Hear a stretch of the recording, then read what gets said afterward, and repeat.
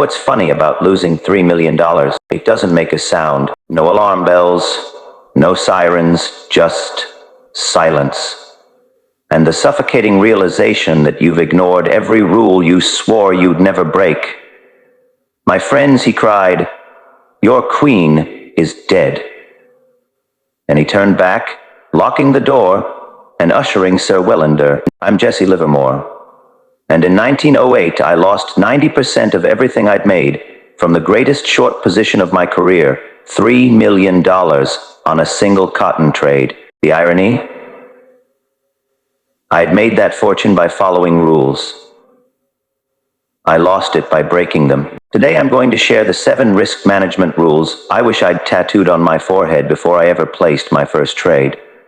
These aren't theories from some professor who's never felt his stomach drop at market open. These are principles forged in the fire of bankruptcy. 3 times. If you're a struggling trader watching your account bleed out, or you're just starting and think you're smarter than the market, trust me on this one. You're about to save yourself years of pain. Let's talk about how to survive this game. Here's the thing nobody tells you when you start trading. The market doesn't care about your bills, your dreams, or how smart you think you are. I learned to read when I was 3.5. By 14, I'd run away from home with $5 in my pocket because I refused to spend my life on my father's farm. By 15, I'd made my first trade, turned $5 into $8, $12 on Burlington Railroad. I thought I was a genius. I was an idiot. See, early success is the most dangerous drug on Wall Street. It whispers lies in your ear. You're special. You've cracked the code. The rules don't apply to you. That voice? It's what separates traders who last from traders who blow up. I made my first fortune at 24. Turned 10,000 into 500,000 trading Northern Pacific Railway in 1901. Lost it all the same year, made it back, lost it again. This pattern repeated itself more times than I care to admit. But here's what I figured out after going broke 3 times and making back billions in today's money. The market will teach you the same lesson over and over until you finally listen. And the lesson is this: it's not about being right. It's about staying in the game long enough to be right when it matters. So let me take you back to October 1907. The panic. The trade that made me a legend, and the mistake that almost destroyed me right after. Because that's where these 7 rules were born. In blood, sweat, and the ashes of my own arrogance. Rule number 1. Preserve your capital at all costs. October 1907. The Knickerbocker crisis. Banks were failing left and right. The entire New York Stock Exchange had fallen nearly 50% from its peak. Everyone was panicking. Everyone was bleeding. Everyone except me. I'd seen it coming. Months earlier, I'd noticed something. The market was overvalued. Liquidity was drying up.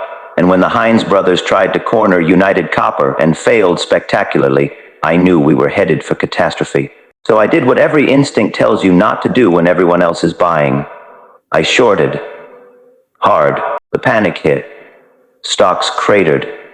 And in a single day, one day, I made $1 million. JP Morgan himself, the man who basically was the central bank at that time, personally came to me and asked me to stop short selling. The great JP Morgan asked me to stop because my positions were so large I was making the crisis worse. Now here's where most traders would let ego take the wheel. Morgan's afraid of me. I'm the king of Wall Street. But I listened. You know why? Because rule number 1 is, your first job is not to make money. It's to not lose money. I closed my shorts. Actually went long at Morgan's request to add liquidity to the market. And when the market rebounded, as I knew it would once the big boys stepped in, I made even more money on the way back up. I walked away from that crisis with $3 million. That's roughly 77 million in today's money. At 30 years old, I felt unstoppable. 1 year later, I was broke. Let me tell you exactly what happened, because this is the mistake that 90% of traders make, and it will ruin you. I had a friend, Teddy Price, the so-called Cotton King, smart guy, successful guy. He came to me with inside information on cotton futures, said prices were going to explode, told me to go all in. Now I had a rule: trust your own analysis. Don't trade on tips. I'd learned this the hard way dozens of times, but here's the thing about having $3 million. It makes you think you're immune to your own rules. I ignored my instincts. I ignored price action. I ignored every signal that was screaming at me to stay out. And I went in. Big. Turns out Teddy Price and his buddies were selling while I was buying. They dumped their entire cotton inventory on the market. Prices collapsed, and just like that, 90% of my $3 million was gone. You want to know what preserving capital really means? It means this. Every dollar you lose is a dollar you need to make back, plus the percentage it takes to recover. If you lose 50% of your account, you need to make 100% just to break even. Lose 90%, you need to make 900% to get back to where you started. Most traders never recover from a massive loss. Not because they're not skilled, but because they don't have the capital to stay in the game long enough to catch the next big move. Here is my rule. I never risk more than 10% on any single trade. Not 10% to lose. 10% total exposure. Because when you're wrong, and trust me, you will be wrong, you need to be able to trade tomorrow, and the day after, and the day after that. The traders who survive aren't the ones who make the most money on a single trade. They're the ones who avoid catastrophic losses. And avoiding catastrophic losses? That brings me to rule number 2. Rule number 2. Cut your losses immediately. I call traders who don't use stop losses involuntary investors. These are people who buy a stock at 50, watch it drop to 40, then 30, then 20, and the whole time they're telling themselves, I'm not a trader anymore. I'm an investor now. I'm in it for the long haul. But you didn't become an investor. You became a coward who's too emotionally attached to admit you were wrong. Human nature fights against this rule harder than any other. We're wired to hope and to fear. When we're winning, we fear losing it. When we're losing, we hope it'll turn around. As a trader, you have to reverse your natural impulses. When you should hope, you must fear. When you should fear, you must hope. Let me make this crystal clear. The most important time to make a decision is when you're losing money. Not when you're up, not when you're flat, when you're down. Because that's when emotion takes over. And emotion is the death of trading. Before I enter any trade, I determine my stop loss. Not after. Before. The stop considers 2 things. 1. The size of my account. 2. The volatility of what I'm trading. If that stop gets hit, the trade is over. No questions. No, maybe it'll bounce back. No, let me give it one more day. Here's another critical point. Your stop should never trigger a margin call. If you're in a position where one bad trade could force you to deposit more money into your account, you're already finished.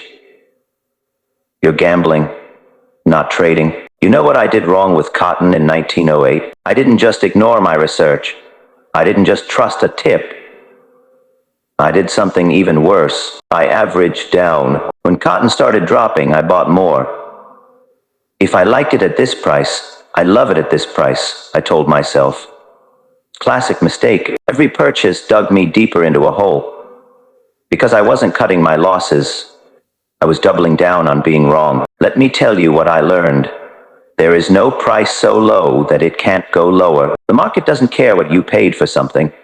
It doesn't care what you think it's worth. All that matters is what the next person is willing to pay. And if nobody wants it, the price goes to 0. Would you like to know the secret that made me my fortune during the 1929 crash? It wasn't being smart. It wasn't having insider information. It was this. When I was wrong, I got out fast. When I was right, I sat tight. Most traders do the opposite. They hold their losers and dump their winners. And that sitting tight part? That's where rule number 3 comes in. Rule number 3. Let your profits run. October 1929. The Great Crash. The moment every trader alive at the time lost everything they'd worked for. Except me. I made $100 million. Want to know how? I sat on my hands. By September 1929, I knew something was wrong. The market had been climbing for years. Valuations made no sense. Regular people, butchers, teachers, taxi drivers, were leveraged to the hilt in the stock market. The stock market, it reminded me of 1907, only bigger. Much bigger. So I started shorting. Not all at once, methodically. Building positions as the market climbed higher and higher. My friends thought I was insane. The newspapers called me a pessimist. A bear. Un-American. One guy told me, "Jesse, this time it's different." You know what I told him? It's never different. Whatever happens in the stock market today has happened before and will happen again. October 24th arrived. Black Thursday. The market cratered. I didn't close my positions. October 29th. Black Tuesday.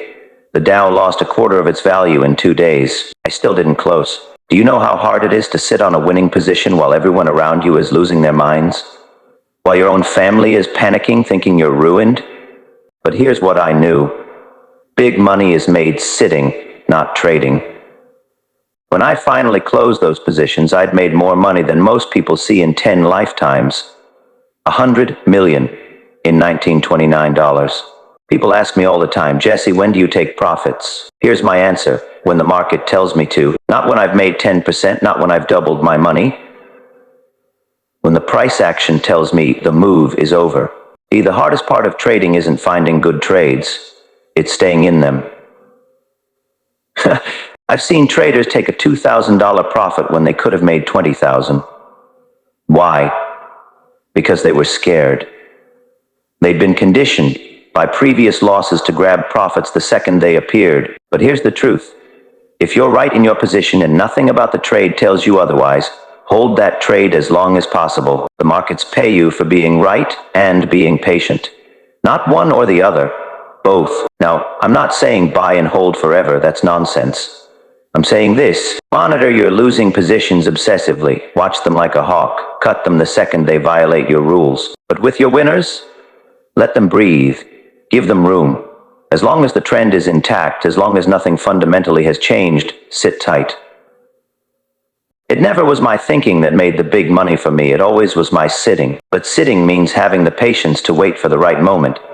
Which brings me to rule number 4. Rule number 4. Only trade when the market confirms your opinion. Here's a truth that'll save you thousands of dollars. Markets are never wrong. Opinions often are. I don't care how convinced you are. I don't care if you've done 6 months of research. I don't care if God himself came down and whispered a stock tip in your ear. Until the market confirms your thesis through price action, you're just guessing. Back in my day, I didn't have fancy charts or computer algorithms. I had a ticker tape and a notebook. But I developed something I called pivotal points. Price levels where stocks would either break out and trend or fail and reverse.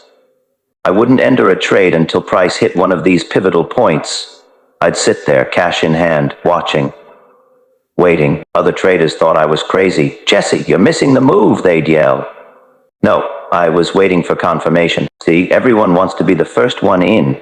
They want to pick the exact bottom or short the exact top. They want to be the genius who called it before anyone else. That's ego talking.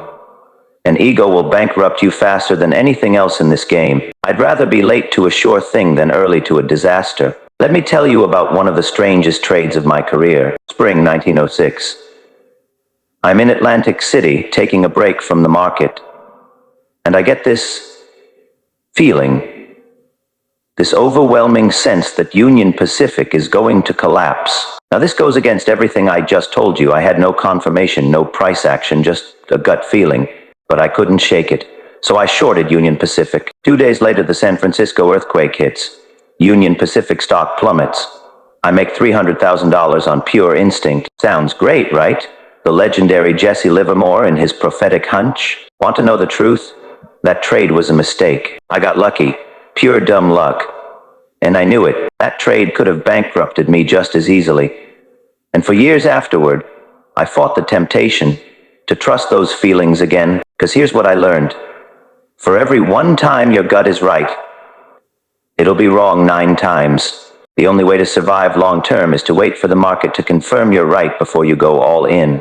Now, I know what you're thinking, but Jesse, if I wait for confirmation, won't I miss part of the move? Yes, you will, and that's the price of survival. I'd rather catch 60% of a big move with confirmation than risk 100% of my capital trying to catch it all. The highest profits are made in trades that show a profit right from the start. If you enter a trade and it immediately goes against you, you're probably wrong.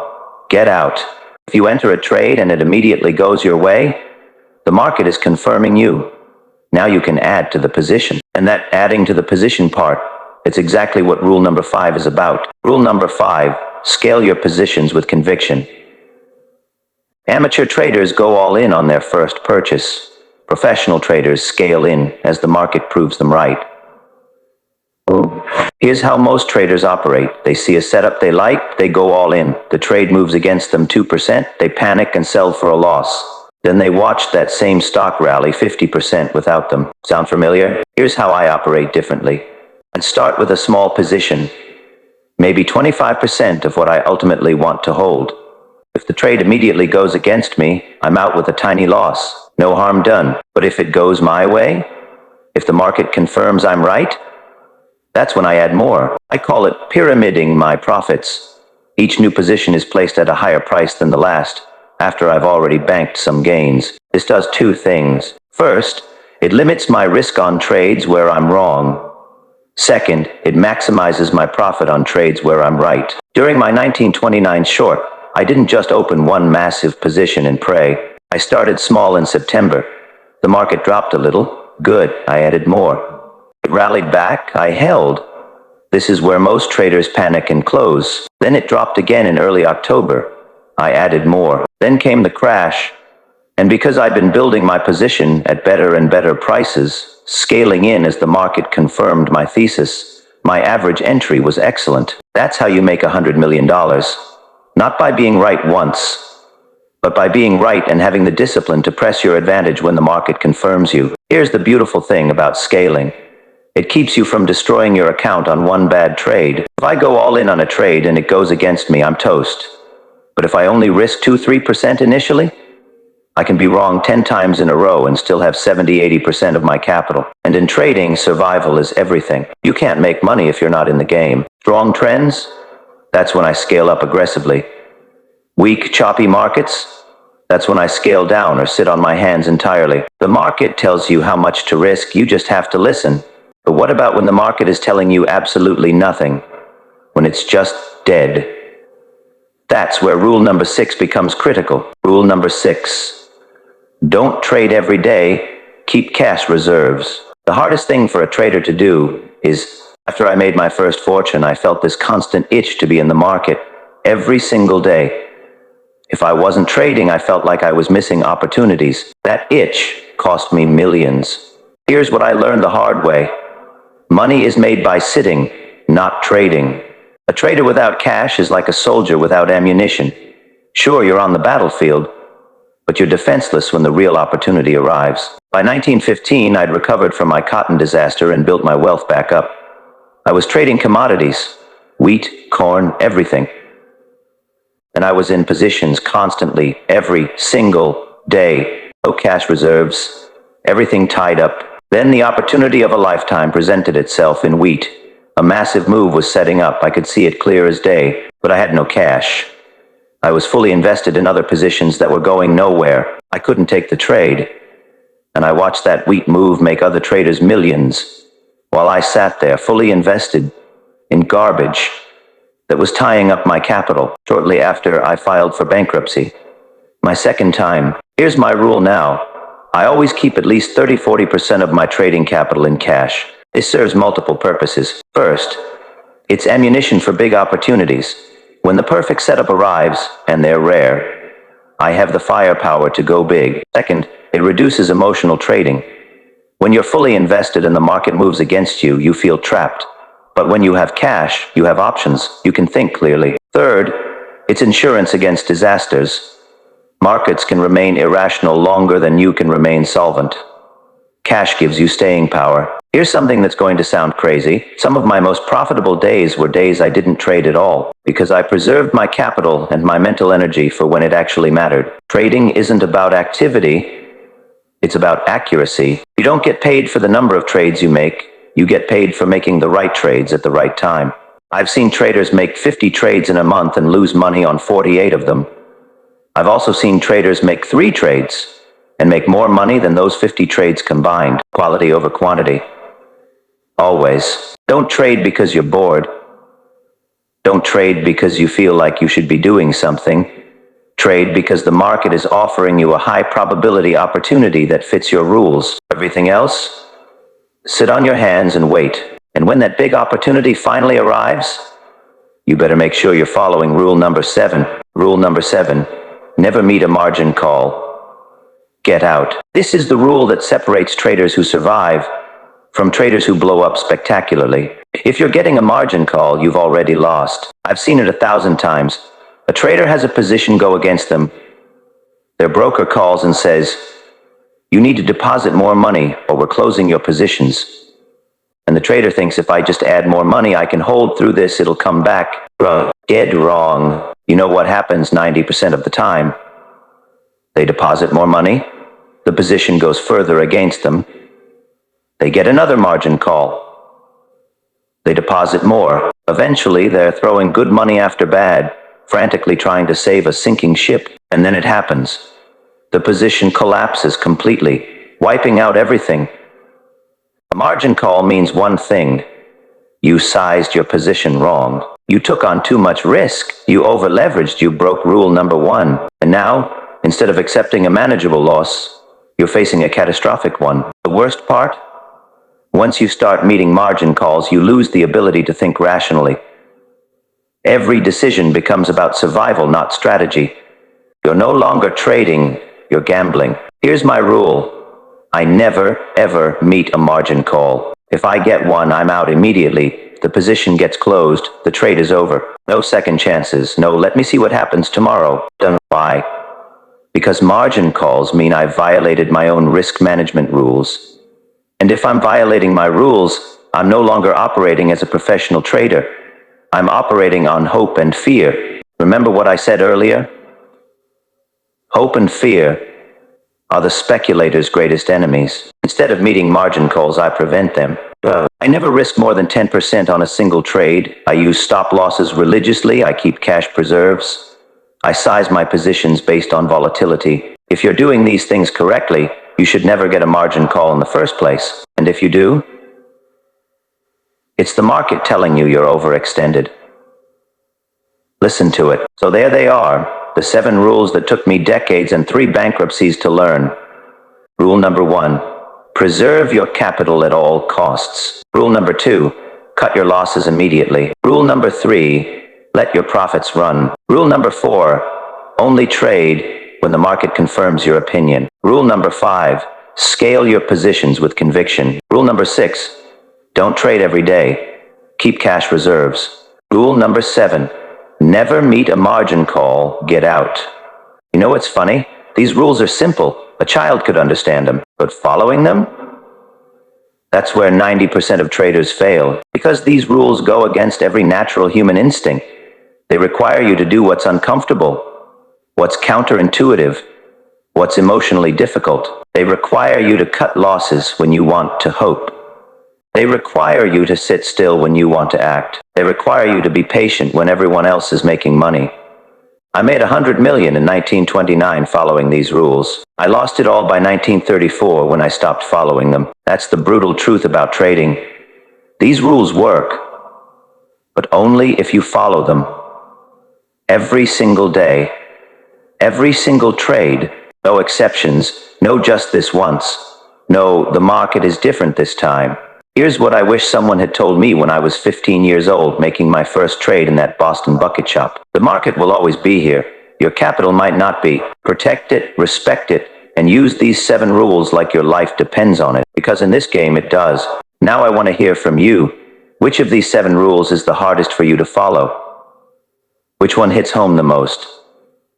Drop a comment below and let me know. And if you found this valuable, if you think this could save another trader from making the mistakes I made, share this with someone who needs to hear it. Because the best traders don't just succeed themselves, they help others succeed too. Until next time, trade smart, preserve your capital, and remember, it's never different.